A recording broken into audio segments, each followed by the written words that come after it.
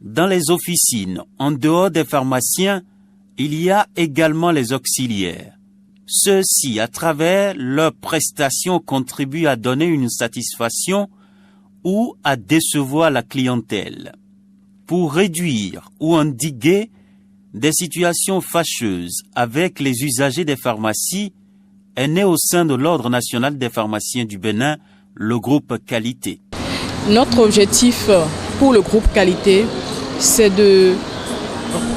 d'avoir des collaborateurs, des auxiliaires performants au comptoir et qui ont les outils nécessaires, la formation nécessaire pour servir le client.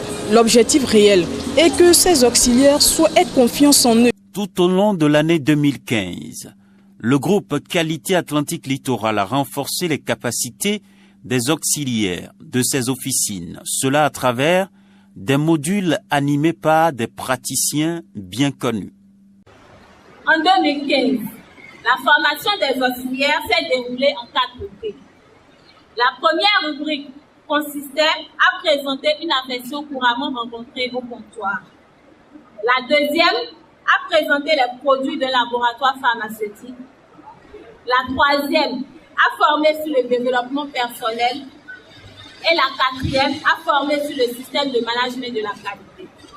Au thème de cette formation, sur les 64 inscrits, 40 ont pu tirer leur épingle du jeu. Ils reçoivent donc leurs attestations. Pour la présidente de l'Ordre national des pharmaciens du Bénin, un pas vient d'être franchi et les perspectives sont bonnes.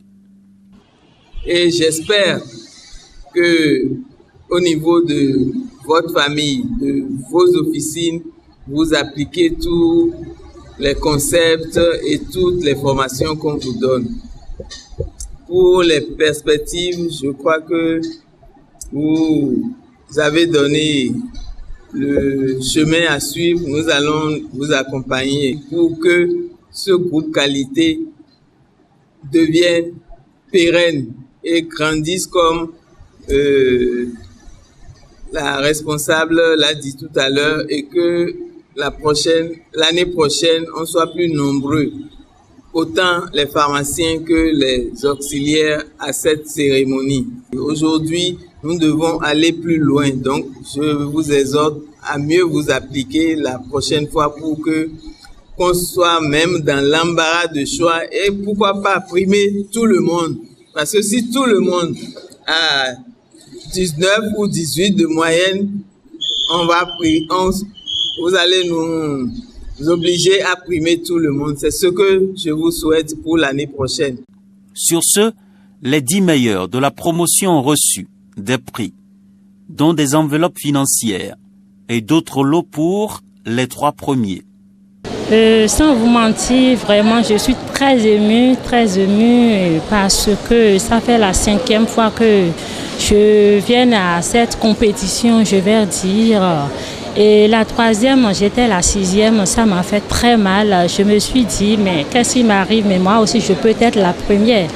Donc, je me suis donné, j'ai dit que pour cette fois-ci, que je vais faire tout possible pour être la première. Et des fois même, je vais à la maison, si je me sens fatiguée, je me couche, mon enfant me dit, maman, lève-toi pour apprendre. Sinon, ta maîtresse va te taper, tu ne veux plus être la première. Donc, il m'amène à prendre mes cours pour les lire. Donc, vraiment, je remercie Dieu. Qu'est-ce que vous proposez, qu'est-ce que vous souhaitez pour vos collègues qui n'ont pas eu la chance de suivre cette formation jusqu'au bout? Et pour mes collègues, je leur demande de faire beaucoup d'efforts. Pourquoi? Parce que ce qu'on nous apprend aujourd'hui, c'est pour nous. Ce n'est pas pour nos dirigeants et autres. Demain, même si tu n'es plus à la pharmacie, tu peux prendre ça pour évoluer aussi demain. Donc, ce n'est pas seulement la pharmacie, je ne veux pas apprendre aujourd'hui. Non, je leur conseille de bosser davantage et de tout faire pour être aussi la première ou premier prochainement. Et mes impressions sont très bonnes. C'est une grande joie pour moi de recevoir ce 2e prix.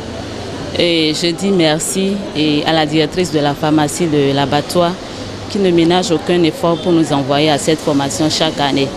Vraiment, c'est une très bonne chose parce que en tant qu'auxiliaire en pharmacie, ça nous amène à être plus compétents, c'est-à-dire à mieux répondre aux exigences des clients, à mieux les satisfaire. Donc notre souhait aujourd'hui, c'est d'inviter toutes les autres pharmacies à faire comme elles, en envoyant leurs employés à cette formation parce que c'est une très bonne chose.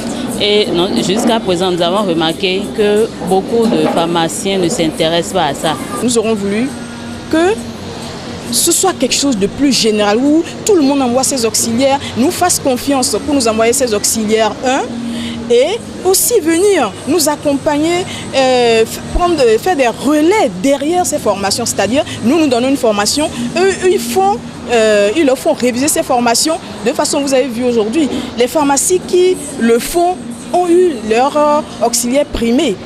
Ça se sent. Quand une auxiliaire est suivie par son pharmacien, il est mieux formé dans l'officine, on le sent d'abord au comptoir, dans la prise en charge du client et on le sent aussi quand il y a des formations, il faut primer.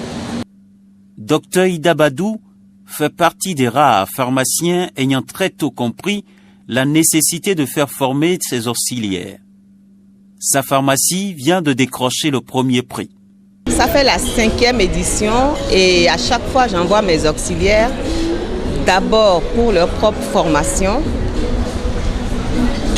Deuxièmement, c'est un plus pour ma pharmacie parce que ça fait gagner du chiffre d'affaires parce que quand les clients sont satisfaits, ils reviennent.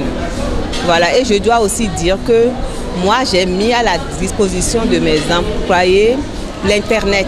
Donc, on a un réseau Wi-Fi qui fait qu'à chaque moment, quand ils n'ont pas grand-chose à faire, je les vois en train toujours de faire des recherches.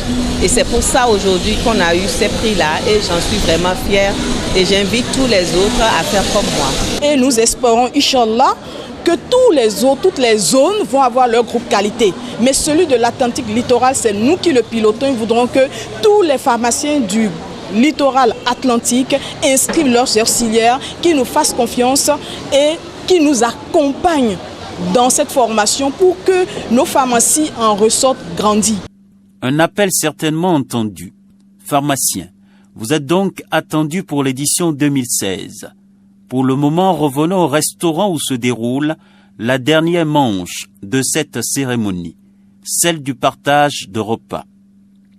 Tout s'est bien passé grâce à la dextérité de la présidente du groupe Qualité Atlantique Littoral et de ses collaborateurs. Tout comme les meilleurs auxiliaires, ils ont les félicitations du Bureau de l'Ordre national des pharmaciens du Bénin. Je félicite également tous nos jeunes confrères qui s'investissent à partager leurs connaissances avec nos auxiliaires. Je félicite également les auxiliaires qui, tout au long de l'année, sont restés assidus, malgré que en arrière, il n'y a pas eu un suivi régulier de la part des pharmaciens. Nous en appelons encore à leur responsabilité. Il faut suivre les formations des auxiliaires, les suivre pour voir s'il y a un changement qualitatif au niveau de leurs prestations. Nous devons, au niveau de nos officines, améliorer notre qualité de prestation, notre prise en charge pour nous démarquer de ceux qui font notre métier à notre place. Si nous nous comportons comme de vulgaires commerçants, ce n'est pas bon.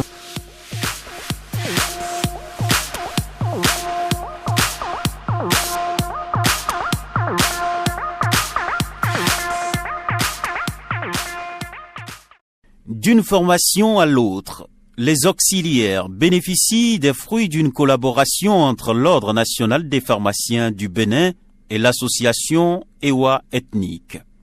Cette association entend informer, sensibiliser les populations et alerter les autorités sur la dépigmentation volontaire de la peau. En effet, cette pratique néfaste pour la peau et la santé humaine est l'ensemble des procédés utilisés pour éclaircir la peau.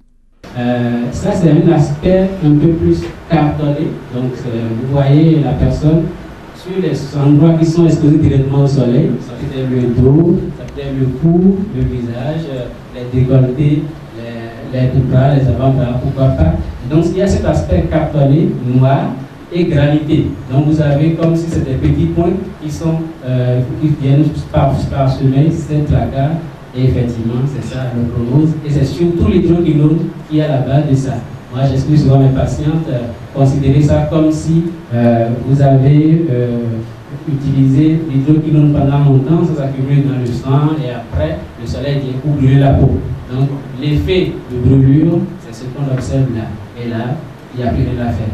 La finalité de cette formation à l'intention des collaborateurs des pharmaciens est de les outiller pour les amener à mieux conseiller les usagers des officines de santé, ceci en mettant en exergue les multiples et graves risques encourus, de même que les solutions disponibles. L'hypersudation, comme je vous ai dit, donc les personnes aussi transpirent beaucoup, les complications obstétricales et aussi les intoxications du nouveau-né qui sont très importantes, donc de plus en plus de naissances. Les personnes qui mettent au monde et qui ont utilisé des produits dépigmentants pendant la grossesse, ça passe dans le fœtus et les enfants ont un faible poids. Donc ça, il y a beaucoup d'enfants qui viennent avec un poids qui est anormalement bas. Et aussi, lors des accouchements, les personnes qui ont une césarienne, on ne peut pas les recoudre parce que la peau est devenue trop fine. Donc, on a beaucoup de personnes qui meurent suite à des césariennes qui sont normalement basiques, normalement, mais on n'arrive pas à les recoudre suite aux césariennes parce que la peau est trop fine, donc les joints ne tiennent plus, en fait, et ces personnes, en fait, meurent suite à des infections. Les dérivés du mercure, donc on a aussi les complications dermatologiques, donc tout ce qui est maladies inflammatoires, dermatite de contact, etc. Les éruptions cutanées et des démangeaisons importantes. Et on a également des complications rénales et les complications obstétricales, encore une fois, comme les dermocorticoïdes, l'intoxication du nouveau-né et mort du nourrisson. Les conséquences principales de l'utilisation prolongée du glutathion sont le syndrome de l'aïeul et le syndrome de Stevens-Johnson. Donc, comme vous pouvez le voir sur la photo, c'est une maladie dermatologique qui est aiguë et très grave. Et il s'agit d'une nécrose. Donc, en fait, les cellules de la peau meurent. La peau s'épluche comme une pomme de terre. Donc ça, c'est vraiment une conséquence liée à l'utilisation prolongée du glutathion. Et le pronostic est grave, donc 20 à 25% de mortalité. Donc, et 50% de séquelles. On tient vraiment à souligner ces conséquences parce que les personnes qui vendent les injections de glutathion mentent beaucoup sur les soi-disant bénéfices de l'utilisation de ces injections. Mais ce qu'ils ne précisent pas, c'est que les injections, la concentration est multipliée par 100. Ces injections, la concentration est multipliée par 100. Et les conséquences qui sont liées à l'utilisation de ces injections sont très importantes et très graves. Vous voyez un peu ce que une pratique qu'on croit banale et on croit que les conséquences sont superficielles, c'est sur la peau. Non, c'est pas vrai. C'est profond. Ça entraîne le diabète, ça entraîne l'hypertension, ça entraîne des cancers. Donc c'est une pratique qui détruit et la peau et les organes vitaux de l'organisme. Moi, je vais plutôt aller sur le plan psychologique parce que nous avons un problème d'identité. C'est ça qui crée cette pratique-là parce que ceux qui s'adonnent ou celles qui s'adonnent à cette pratique subissent l'influence de leur milieu. Il y a les amis, même les hommes, excusez-moi, il y a les hommes, ils aiment les femmes claires. Alors, donc la femme veut plaire, c'est tout à fait normal, mais elle ne sait pas que c'est dangereux. Donc nous sommes là aujourd'hui pour attirer l'attention de nos populations sur les dangers que représente cette pratique. La peau noire, il faut l'entretenir, il y a des produits pour l'entretenir, il faut être fier de ce que l'on est et s'affirmer, ne pas subir l'influence. Les différentes phases de la dépigmentation volontaire, les cas pratiques, la cosmétologie, les produits naturels d'entretien de la peau ont été entre autres au cœur des échanges. Des spécialistes invités ont partagé leurs connaissances pour satisfaire la curiosité de ces auxiliaires et des pharmaciens présents.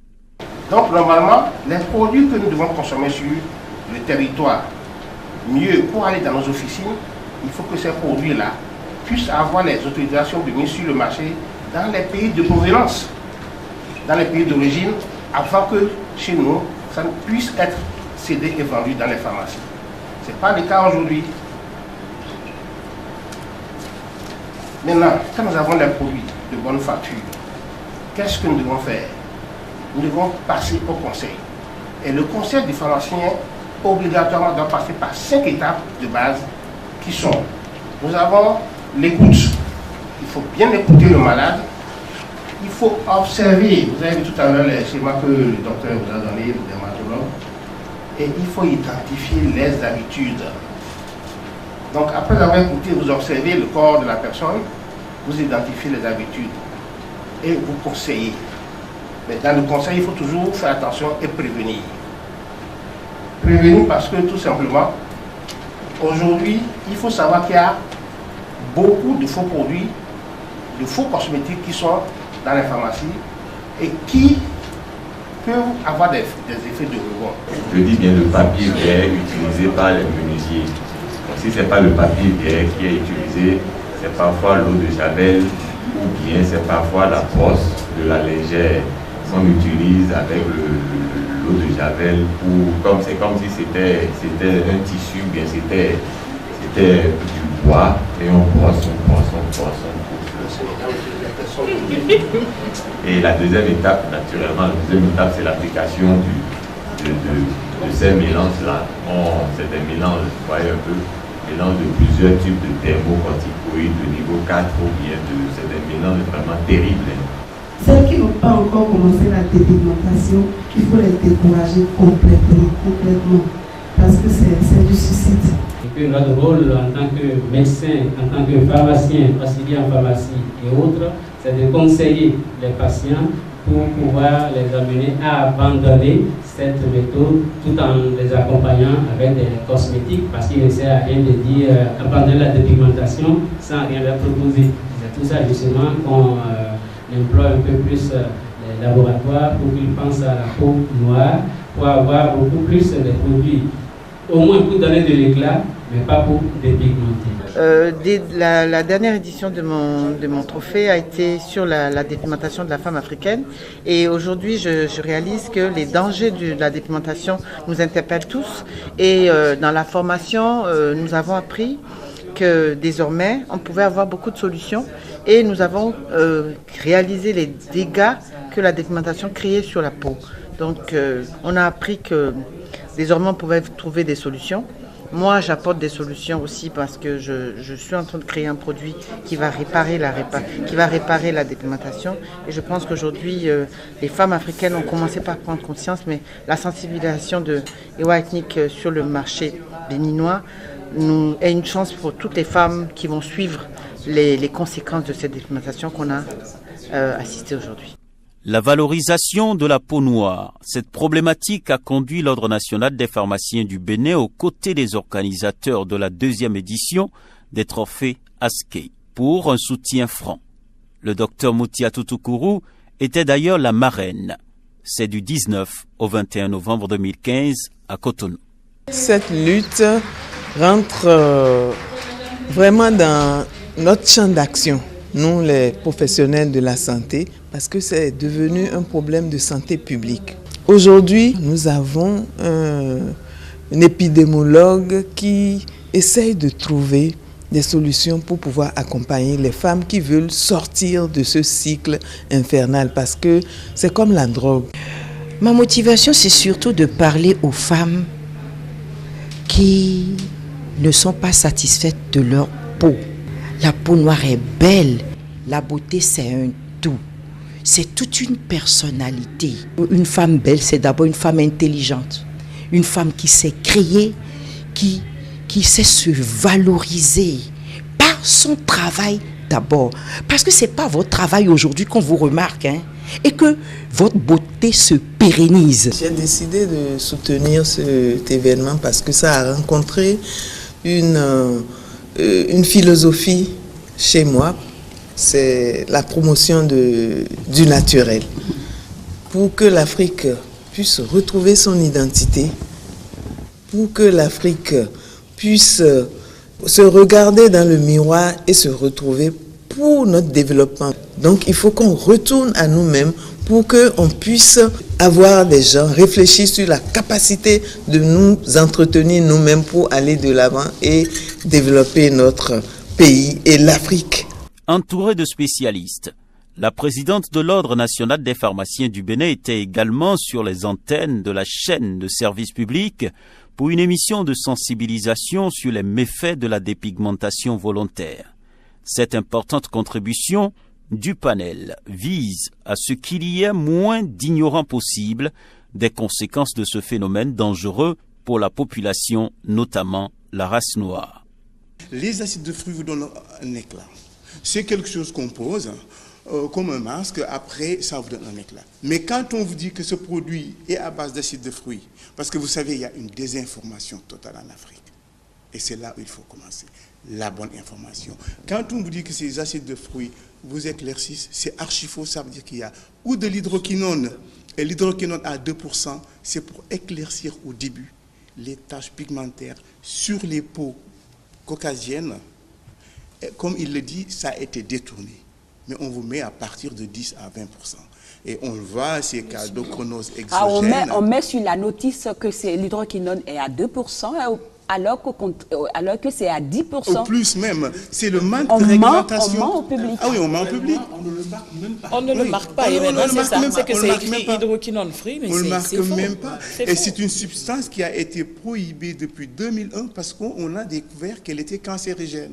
Moi, je dis, pour finir, là, il n'y a aucun moyen de se dépigmenter la peau sans nuire à la capacité de protection de l'organisme contre les rayons ultraviolets.